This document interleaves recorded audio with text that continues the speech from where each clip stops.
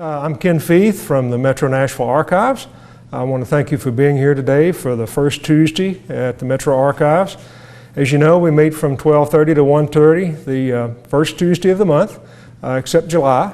And so we'll always be Commons Room at 12:30 on the first Tuesday. I want to thank you for being here today. If you're viewing us online, I want to thank you for that. I appreciate you being with us, and I know you'll enjoy today. We have Dr. Carol Busey, who is the county historian, with us, so I'm very excited to have her. Let me tell you a couple of things coming up, and then I'll introduce Dr. Busey. Today, of course, we have her. December the 1st, first Tuesday, we'll have Ralkin Wagner, and he will talk about 100 years of railroads in Tennessee. And then in January, we'll have Reese Ann Towns, who's in the audience today, and she will talk about Nashville floods from 1800 to 2013 and 2010. All right, I'll get it right. I'm terrible with dates, you know. Yeah, there's been more than one flood here, and some pretty spectacular ones in the past, so she's going to talk about that. And then that's in January the 5th. That's the first one. February 2nd, I don't have a person yet, so I'll be looking around. In March the 1st, we'll have Debbie Watts coming and talking about taking history to the stage. You know, she's done several productions about Ryman, Tom Ryman and his wife, and so she'll be coming to talk about that. So that's kind of the lineup coming. We'll send that out to you. Again, I want to thank everyone for being here, especially for viewing. I will turn it over. Dr. Carol Busey, of course, is the county historian.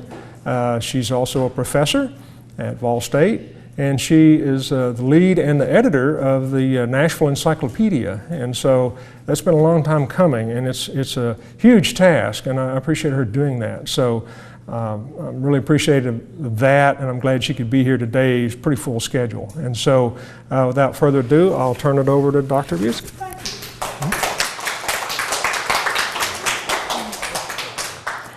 Thank you all so much for coming today, and I really am particularly interested in my topic, mainly because it's a topic I never, ever get asked about. And it really is interesting for me, even though I've been kind of at this for such a long time. It's very interesting for me to have something brand new to think about, even though on one level I have touched on this subject of the history of public education. I've never actually really done a talk before on the subject of public education. And I think that we live here. One of the names that Nashville is the proudest of being called is the Athens of the South.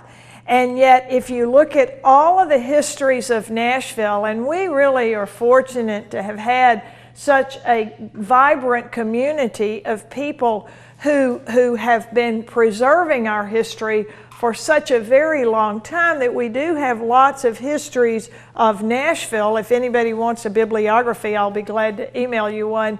Let me know after the talk. But the discussions about education always center around the colleges here, and there's very little mention of schools for the public, the general public, and how that came about.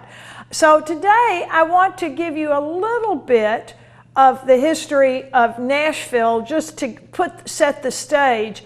And I have every confidence that this talk is going to end up being like one I gave out in Bellevue last summer, which ended up being a two-part talk, because I'm really going to be able to just hit the iceberg. The exciting thing about the history of public education is there is so much, and it's so interesting because no one has ever really paid attention, and there have been very few people who have ever gone and actually gone through, for instance, the school board minutes. And I haven't gone through the school board minutes, but I have gleaned a good bit of information in preparation for this talk.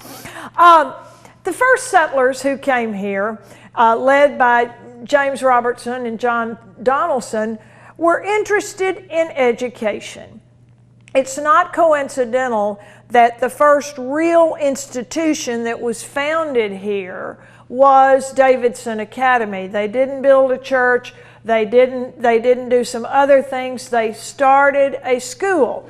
The people who signed the Cumberland Compact, the 250 or so names that are on there, depending on who's doing the counting, they were all literate people except for one.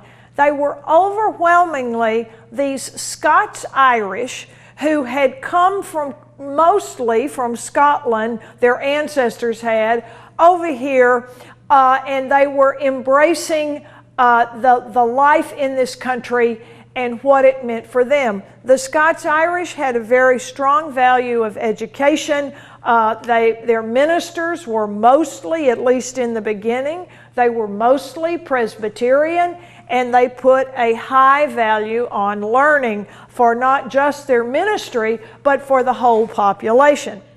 So here they came, and very early on, the Cumberland Compact is signed first, May 1st, 1780, but within 5 years, James Robertson himself has gone over to North Carolina to the legislature and gotten that legislature, of course, keep in mind this is part of North Carolina in 1785, to pass an act, which they obliged him by doing.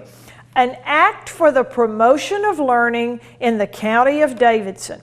Now, in this North Carolina statute, they appropriated 240 acres of land south of Broad Street as an endowment for this educational institution, and they also gave it an adjoining plat of land of 200 acres that had been in the original drawing out of the plat of Nashville that had been done. And so they created a board to run this school, and it became known as Davidson Academy. Now, we just assume that because the legislature was creating this school, in effect, we assume that it was a public school, but actually it wasn't. It was a school that was dependent on tuition and fees and funds coming from the outside, because there was, although you had this piece of land that could theoretically spill off some interest or generate some revenue of some kind, you didn't really have a tax base necessary to support public education. So the board met, they elected a Presbyterian minister, Reverend Thomas Craighead, who had come in and out of here a time or two before then. He had established a ministry. He had accepted a job at a little community that became known as Haysboro on the Cumberland River, and he built, the congregation there had built the Spring Hill Meeting House. So that was where the school met. It accepted donations, but it had a fixed tuition, and the fixed tuition was £4 a year in hard money. No IOUs, no future payment. It had to be paid there. And the school was always desperate for money. They operated a ferry for a while across the Cumberland River to generate funds. It brought in about $100 a year, but the ferry was lots and lots of trouble, and so eventually they stopped that. Economic times were hard because people were just trying to survive here in the wilderness as much as anything else.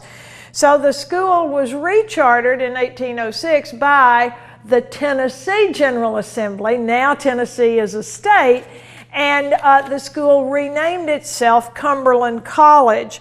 The change of the name really didn't help the situation at all, and it just limped along until about the time of the War of 1812. And frankly, I think the War of 1812, as much as anything, sort of provided an excuse to close the school for a little while.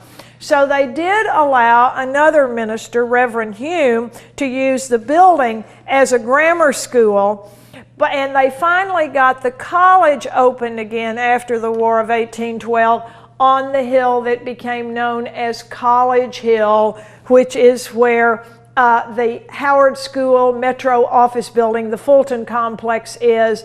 Rutledge Hill is what that area is sometimes known as today, but that was College Hill. So the school, its finances never improved. The enrollment was always very low.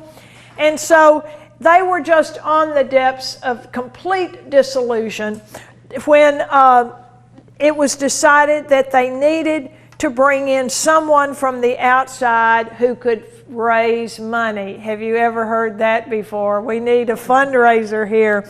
And so they looked all the way up to the Northeast, and they brought here Dr. Philip Lindsley. He was an educator. He was also a Presbyterian minister.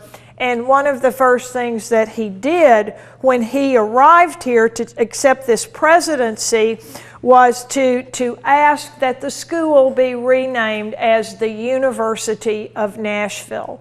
The University of Nashville did really become quite a showplace, even though its enrollment never just was expanding rapidly. It did become quite a respected institution of higher education before the Civil War. And Reverend Lindsley, he was proud of his school, and he was really trying to get very fine, nationally and internationally respected professors to come to the University of Nashville.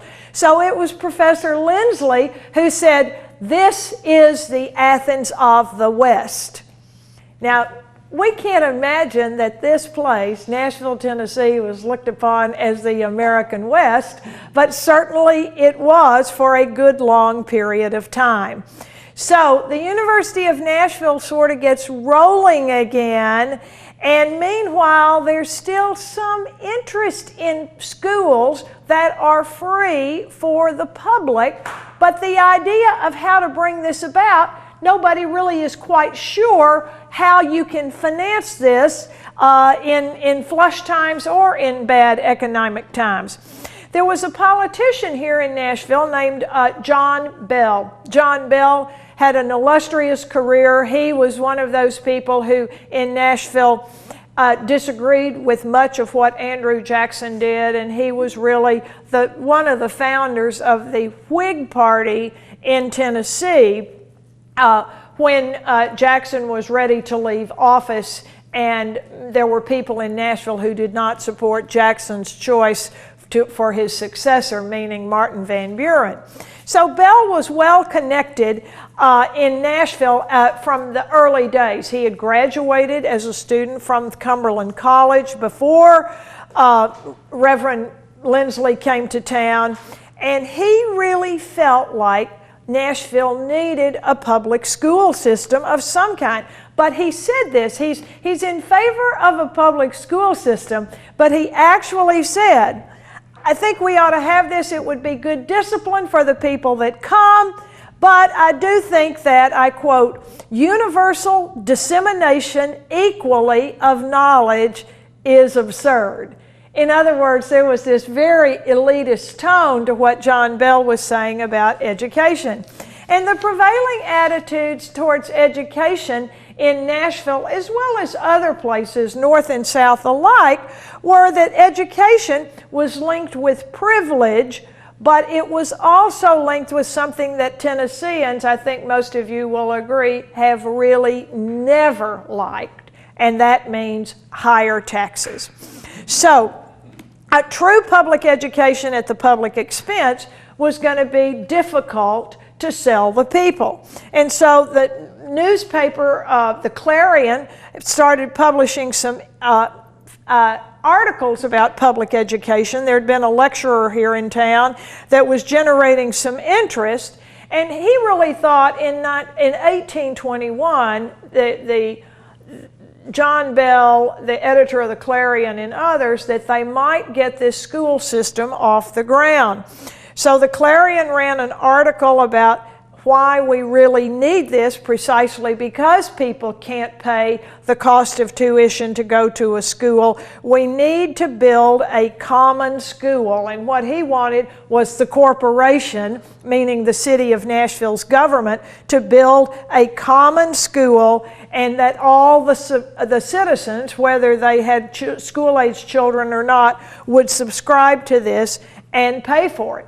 So we had a mayor named James Condon that certainly agreed with the editors of the Clarion, and he actually went so far in 1821 as to run an ad in the newspaper for a teacher for what he proposed was going to be the Nashville English School. They were going to build a schoolhouse. The Board of Aldermen had agreed they were going to build a schoolhouse. And so this is the ad that was in the Clarion that day, July 11th, 1821. None need apply but a person of good moral character, well qualified to teach English grammatically, writing, and arithmetic. A married man would be preferred. It is intended to have a female assistant at the school. The teacher's family, in other words, the male teacher's family, translation, his wife, would be a preference if qualified. And so they were determined to get the school building ready to open in September of 1821. They had a spot picked out at the corner of High Street and the Cumberland Alley, but it never really quite took place. Now, many of you know that I've been interested in a long time in saving the Nashville City Cemetery, and it's been a lovely project to participate in because the cemetery now is such a showplace thanks to the hard work of a lot of people who have donated time and energy towards that project. The same day that the ad for the teacher ran in the Clarion, the mayor also had another ad in the Clarion, and this one was for the sexton at the new city burying ground. And this was what it described: to take care of the burying ground, to whom a valuable lease would be given. In other words, we're going to let you have some property if you'll come and be the sexton of the cemetery. So the ad for the teacher ran. As it turned out, the city bought a site, this vacant lot for this building, and they could never really quite get people wanting to come to school. They hired a teacher whose name is only in the record as Mr. Heron, because we didn't have a city directory at this time, 1821. We have no way of really looking this man up. But the school just simply didn't do well here. According to Edwin Ewing, it was poorly attended, and by their attendance, they were brought out in contrast with the children of the wealthier classes. In other words, the poor kids didn't want to go to school because the wealthy kids made them feel badly for being poor, wounding their pride, as Mr. Heron said, and that of their parents. And then the wealthier people saw no need to have their children going to school. And so there was just really not either group of people willing to come together and make this situation work. So guess what they did with this building that they had built? It became a venue. And those of you who live in Nashville know all about venues, because places to have parties are very popular these days. The church over here across from the Omni is now the Bell Tower, which is a place for wedding receptions, bar mitzvahs, birthday parties, dances. And so they were renting out their school for private parties, which I find really amazing that could have taken place in the 1820s and 30s. And it was also rented out for private schools before the Civil War. So there just wasn't much interest, but at least for that building, and I think because of the failure of the school, when it was decided to start another school, they were going to start somewhere else. So, the General Assembly from time to time would talk about education, but every time the sticking point with schools that were free for the public was, how are you going to pay for the education? Now, the first real city school here was not right here in Nashville. If you can believe it, South Nashville, which is just across Broadway, South Nashville was actually an incorporated city. I think I would call it a village, but it was incorporated in 1850, and they decided they were going to start a public school system there. They had a board of aldermen who met. They created a finance committee, and they created a board of commissioners on common schools, and they started a program of public education there. They appointed some folks to take care of this. They had a referendum, got a positive vote from the citizenry of South Nashville, and they were able to go to work on creating a school. It became paid for by a tax that was levied on property and a 25-cent poll tax, which until I read this in the old Woolridge or Crew history of Nashville, I never realized that we actually had a poll tax in Tennessee before the Civil War. So it was open to children of both sexes between the ages of 6 and 18 who lived within the limits of South Nashville. Free access to the schools. So their school board went to work. They opened a brick building 2 stories high at the corner of Market and Franklin. Now that's not, I know you're thinking Market and Franklin were parallel, but this is a different Franklin Street. And they were ready to go. They hired a principal who had been at a female academy from Murfreesboro. They opened school. They paid their principal $100 a month, which was a hefty sum, and paid for him to have an assistant. They had 208 children in their 12th grade school or 11th grade school, which I think is really quite a remarkable number. So, South Nashville and Nashville consolidated in 1854. The village of South Nashville became part of the city of Nashville. And the city of Nashville was already interested in public schools. At least the governmental officials were interested in public schools, but they weren't having much luck convincing the population that this was worth spending money on. Before South Nashville ever initiated their school system, the city of Nashville had a referendum for a public school tax. You're going to vote to have an increase in your taxes to pay for education. And this school tax would be what would put the schools into operation here. On all property, it was about 1% of 1/5 of 1% of the total value of the assessed property in the city. All right, the voters are going to vote on this. It is imposed, the tax is imposed on all free whites. Now, you know, what we don't realize is that Nashville, unlike the other cities of the South, had a substantial population of free blacks living and working here. Those of you who are familiar with Sally Thomas, who's buried out at the city cemetery, will know that she was what was in this category of quasi-free black, because she really had technically an owner who had not technically freed her, but on the other side of this, she worked as a laundress and did some other things and was a very enterprising woman. So it's a foregone conclusion that even if we're going to have these schools, they are whites-only schools.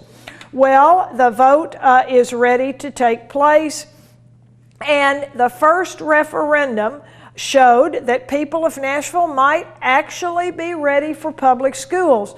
The vote was 608 in favor and only 137 against it. So the Board of Aldermen were thrilled after having so many kind of false starts at trying to create a school system. And one of the educators in town, now I suppose I should say this about Nashville. Nashville has always, before the Civil War, not just after the Civil War or in the 20th century, Nashville had a long tradition of private schools. There were many fine private schools here. I suppose one of the most noteworthy was the Nashville Female Academy, which was run by Dr. C.D. Elliott. The University of Nashville eventually started a military institute for men younger than college age as well. Nashville had several private schools operating in people's homes as well. But one of the educators here was Alfred Hume, and he had a successful private school. It was considered to be a classical school where Latin and Greek was taught. So he was hired by the city council to be what you and I would call a consultant. So he was not called a consultant, but he was called on to go out and examine some other school districts around the country in cities. They particularly wanted him to go to Boston and Philadelphia and see what kind of school systems they had there to gather ideas. And then they expected Mr. Hume to come back to town, report to the mayor, the council, the Board of Aldermen, and they actually even were going to pay the man's way. $250 were appropriated by the council to pay his expenses for this trip to the Northeast. So he went and did this. He gave his report first to the mayor and the various officials, and then he had a public meeting in 1852 at the Odd Fellows Hall, which was a big meeting hall here. The Masonic Hall and the Odd Fellows Hall were popular meeting spots. He had printed 2,000 copies of a report. Now, Ken, when we find this report, I will be truly, truly thrilled. I'm always convinced that it's somewhere in a box at the school board or somewhere. But he printed 2,000 copies of a report that became the basis for the public school system. And it really is the system that is continuing even today. So with this firm recommendation about how the schools are going to be organized, what they're going to teach, all of the rigors that are going to be imposed on this, the aldermen bought a lot at the northeast corner of Spruce and Broad. Now, you know where that is, not too far from here. They took proposals for bids for the construction. In May 1853, they laid a cornerstone for this building. It was completed in less than a year. Great ceremony involved in the cornerstone laying as well as the opening of the building. It was to be called the Hume School in honor of Alfred Hume, who had been for so long interested in the cause of education. So with the building being finished, the council and the Board of Aldermen passed another act to organize the school system in the city of Nashville. And a year later, they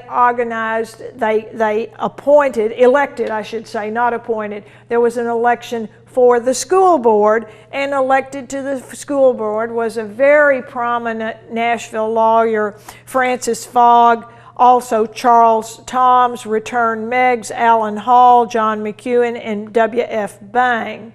Now, I don't know about every one of these men who were on the school board, but I do know that several of them were members of the Whig Party. And I think that that is worth noting here, because even though the Whig Party is about to die out nationally, splitting over slavery in the 1850s, here in Nashville, the Whig Party was still representing the party that wanted the government to spend money on useful projects, to spend money doing things to better the whole society. Anita Goodstein, who taught history for many, many years at the University of the South, she wrote really the definitive history of Nashville before the Civil War, and she has a whole chapter in her book called The Whig City. The Whigs dominated Nashville politics. It wasn't the Jacksonian Democrats. It was this business-oriented community the Whigs were representing in their public advocacy, and this was just one of many useful projects that the Whigs locally as well as nationally really promoted to try to get the whole society to lift itself up with useful improvements. Others did not think government should be spending money on such things as that. So, the schools, Hume School is ready to go. They also have inherited a school from South Nashville at the corner of Market and Franklin, the Trimble School, and the new Nashville Board of Education is going to take over that South Nashville school. And then M.M. Howard, these names are on every building in town. It's great fun. It's been great fun to see these names. M.M. Howard owned a nice lot up on College Hill, so he gave that money to the school system, and it took them a while to build a school up there on the hill, but they ultimately did build Hume School. Now, we've got a system. We don't need just a principal. We need somebody to oversee and coordinate the entire school system. So they began looking around for someone who would be appropriate to the unique character of Nashville. And they found a professor of sorts, Joshua Pearl, who was from Massachusetts. You know, we have no fear here in Nashville of Northerners coming down here at all. We embraced him coming. He had begun his teaching career in New Haven, Connecticut at a school, and after he received his master's degree at Yale, he decided it was time to move to Mississippi. For an educator, I imagine moving to Mississippi in 1849 was looked upon as the mission field. He had plenty of opportunity for the uneducated to be taught in Mississippi. So he went to Natchez. He was recruited to be there, but then after he got there, his school was meeting in a cotton warehouse, and the people of Natchez, it turned out, were very, very divided on whether they needed a school or not. So after working there only 3 years, he returned for a year to New Haven, but then he came back to Memphis. And he was in Memphis as the city's superintendent of school when Nashville gave him the call. He had gone to Memphis specifically to start the public school system of Memphis, and so now Nashville was asking Joshua Pearl to come here and do the same thing. So when he got here, surprise, surprise, guess what he found out? He found out that there was some tension between the Board of Aldermen and the school board as to who was going to control the money. And this was very distressing to him because some of the aldermen wanted to have a school in every one of their districts, and others said, well, the school board people said, this is too expensive. We certainly need fewer, better schools, and so they were constantly arguing. But they finished a building and really finally got school rolling. Now, the building they built wasn't big enough. From day one, they had over 1,000 students. So Pearl was faced with the challenge of finding places to have class. And he was looking around at other buildings in the city. The Board of Aldermen said, oh, just have 2 sessions, cut the amount of time the children are in school. And Pearl objected strenuously to cutting the product in the interest of efficiency or expenditures. So the first public schools opened, and it was an exciting time for Nashville. By 1858, we had a total of 6 schools with 29 teachers. It's interesting to note, 29 teachers. Pearl hired all of these teachers himself, and of those 29, 11 were regarded as from the North. 16 of the teachers were women. The Board of Education didn't oppose him hiring women, but they did oppose the Northerners down here. The teachers each had a minimum of 50 students. Now, you ask any teacher in America how they could teach with 50 students in their classrooms. They did it. The system grew, and so within 2 years, 1860, it's gone from 1,000 to 2,000 students. This is success. There is a real demand for this. There is a desire for this. But timing is everything. And Nashville really was so focused on what was going on around the rest of the country that Nashville really could barely pay attention to what was going on here. The subject was the upcoming presidential election that year in 1860. The Whig Party had split and dissolved. Out of the sort of the base of the Northern Whigs that were free soilers had come this new Republican Party. Then in the South, the Democrats very nearly dissolved, but they split, but they were able to get back together after the Civil War. But the Southern Democrats nominated John C. Breckinridge from Kentucky, and the Northern Democrats nominated Senator Stephen Douglas from Illinois. The Republican nominee was a rather unknown man from Illinois, Abraham Lincoln.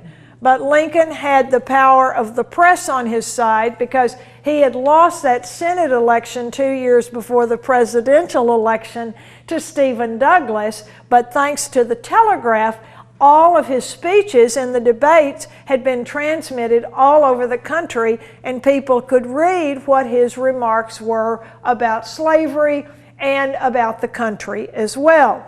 Well, here in Tennessee, Tennesseans really didn't like any of these 3 choices, and they are led by this former U.S. Representative, John Bell. He had actually been Speaker of the House for a couple of years, who says, we want to create a third party. So John Bell and Edward Everest, who was at Harvard, and several other of the former Whigs founded a party that they hoped would quit all of the discussion of secession and leaving the Union. The Constitutional Union Party was founded. John Bell became its presidential nominee, and it carried 3 states: Tennessee, North Carolina, and Virginia. 3 border states were carried by John Bell. And so Tennessee voted for Bell, and he got more votes than the Northern Democrat, Stephen Douglas. But Abraham Lincoln won the election with this split of the votes all around the country. South Carolina, never heard a word that Lincoln said. He said, I don't have the authority to abolish slavery. I just want to confine it to the 15 states where it's legal. Southerners said he's coming after our slaves. And so South Carolina's legislature wasted no time in seceding from the Union before Lincoln was ever sworn in. Our governor was very eager for Tennessee to secede, but Tennessee voted not to even hold a convention to talk about secession. So by the time Lincoln was sworn in, we have 7 of the 15 slave states that have left the Union, but Tennessee was still in the Union at the time of Lincoln swearing in. Now, you know how that story goes. Tennessee ultimately seceded. The Civil War was a great devastation to the state of Tennessee. Nashville was probably one of the safer places to be in the South, precisely because the Union Army occupied Nashville, and the city was not burned to the ground. The city was not devastated. The school board really tried to keep the schools open during the Civil War. But the Union Army, once they came into the city, they commandeered all buildings, public buildings, for military use, primarily as military hospitals. At one point, the Board of Education tried to rent 3 churches, but soon the Union Army was going to take precedence and rent those 3 churches over the school board. They were unable to find funding for even minimal school activity, and finally they closed. Their superintendent, Joshua Pearl, had left town as soon as Tennessee seceded because he was an ardent Unionist, and he and his daughters went to Michigan, where he worked at a Detroit academy during the years of the Civil War. His wife stayed in Nashville. The reason that she stayed here was, like so many of these anti-secession folks in Nashville, their son had enlisted in the Confederate Army. So the Pearl son was in the Confederate Army. The father and sisters are in the safety of Michigan. Francis Fogg, an ardent Unionist, his son also enlisted in the Confederate Army, and his son was actually killed. So it took a while to get the schools back in order after the Civil War. They finally got a budget in 1868, and the council even went so far after this Alden ring, what Nashville knows as the carpetbaggers, had more or less lost their power. The council actually set aside some money for a tax that specifically goes to the schools.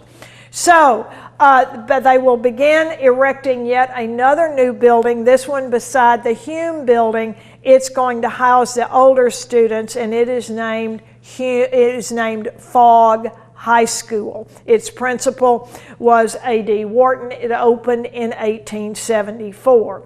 Now, this is where I am getting really close to stopping for today. And so this is sort of my tickler, Ken. I hope that I will be invited back to give the rest of the story. I really feel that we stop here with the schools being restarted after the Civil War, because there is so much history of what took place after the Civil War, and most of the buildings that even the oldest buildings you and I know anything about, Tarbox School, Elliott School, Murphy School, they are going to be built after the Civil War. And we're going to see the school system becoming increasingly professionalized. The school board starts doing annual reports and reporting to the council and the general public as well as to what kinds of schools they had, what kinds of statistics of attendance they had. Attendance was always the very biggest problem, whether it was the African American schools or the schools that were called the white schools, getting the students there. And what you see happening well before 1900 is a tension between the schools in the city of Nashville and the schools in Davidson County outside the city, because in a way, Davidson County wants to count these Nashville students as part of their head count, and there is tension always between the city schools and the county schools, because they're really fighting over the same money. So what you see coming here is better teacher qualifications. Teachers are required to take an exam that I would challenge any person in this room, but especially me, to pass the exam. It was a very rigorous, knowledge-based, more or less what you and I would call factoid-based exam of things to name and things to list. But we see various reforms being instituted, some with some success, others with less. And we see that although the University of Nashville closed, eventually the school, with money from a northern philanthropist, George Peabody, reopened as George Peabody Normal School, a school to train teachers. And the influence of that school here in Nashville really had a profound effect on public education as well. So the next time I give this talk, I will talk about what happened when Peabody really became involved in public education, the problems that occurred in public education after the World War II, when the population of the county is booming and the population of the city is diminishing and the tax dollars in the city are drying up, the move for governmental consolidation and how that affected the schools. So that is where I'm going to stop today with my stay tuned for part 2 notice here at the end. Thank you very much. Now, I have a couple of announcements to make, thanks to Bob Allen, who encouraged me to do this, but I also want to take questions from you or hear your comments as well. There's a lot going on in the history world this week, and now we thought the Civil War, we're suffering, I thought, from Civil War fatigue. By May, I thought we'd had plenty of Civil War programs here.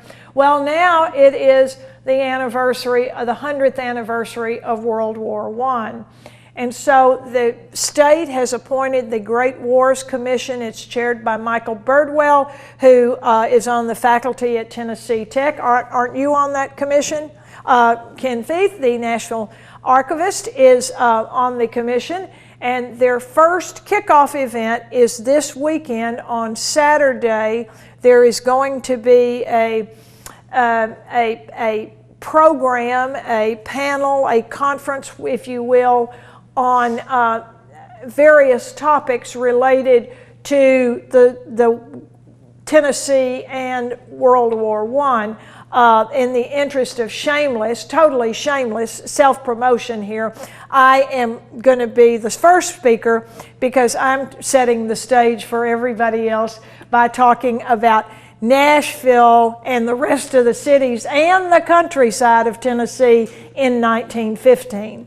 So I've got a really fun topic that I've enjoyed, just like this one, working on. So I encourage you to take advantage of all the opportunities that the Metro Archives offers. The history world here in Tennessee is alive and well, and I greatly appreciate your attendance here today. Now, do any of you have any questions or comments for me?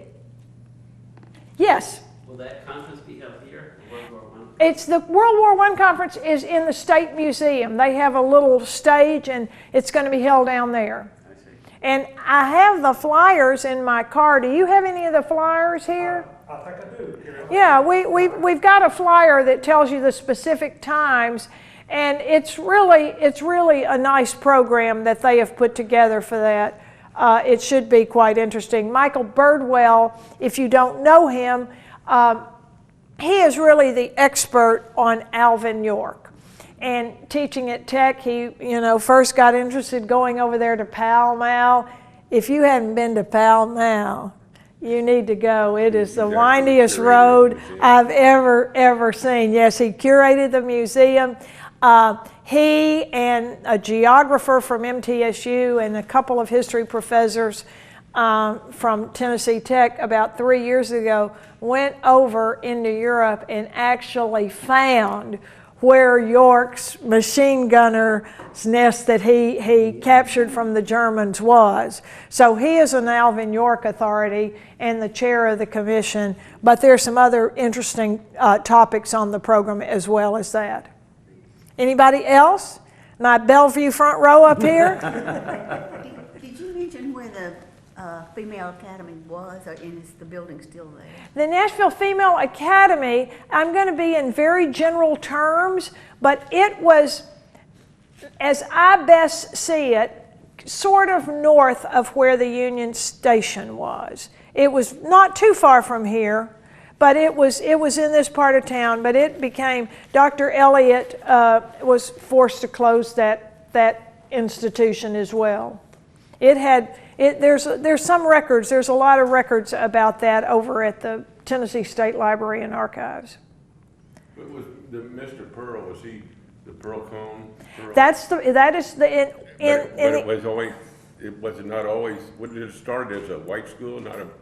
Well, they had some of the white schools that weren't really full to capacity, and so I guess about 1883 they started the Pearl School, which was just kind of one size fits all grades. Mm-hmm. They were always referred to as the colored schools.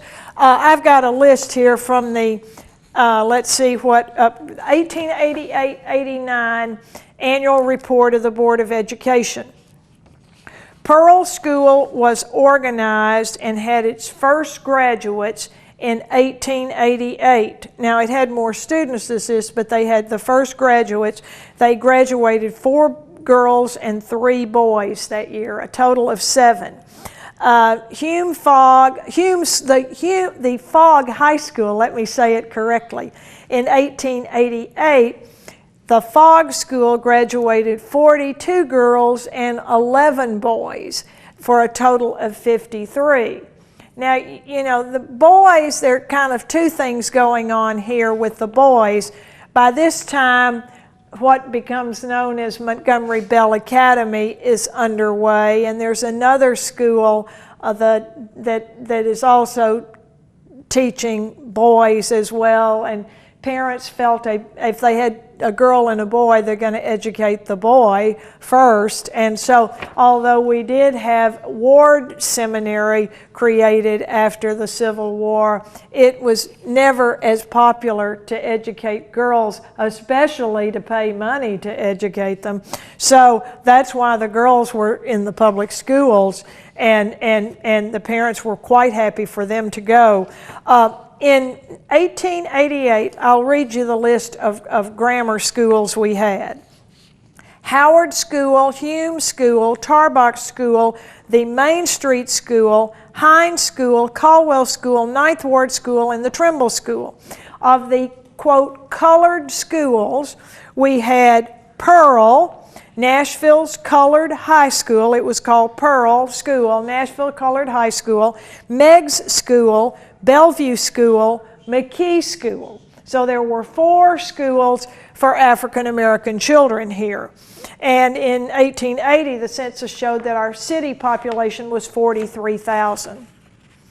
And so you see great expansion in the 20th century, and they have to get better organized because the population of Nashville in 1900 to 1930 is really going to expand quite a bit.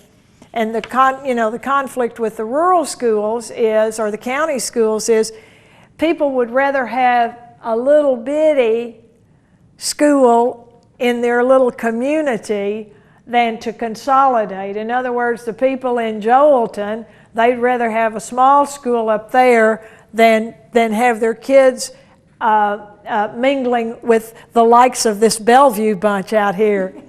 So was that Bellevue School the forerunner to the Brown School? There's the Brown School. Well, there was the one that was for the blacks.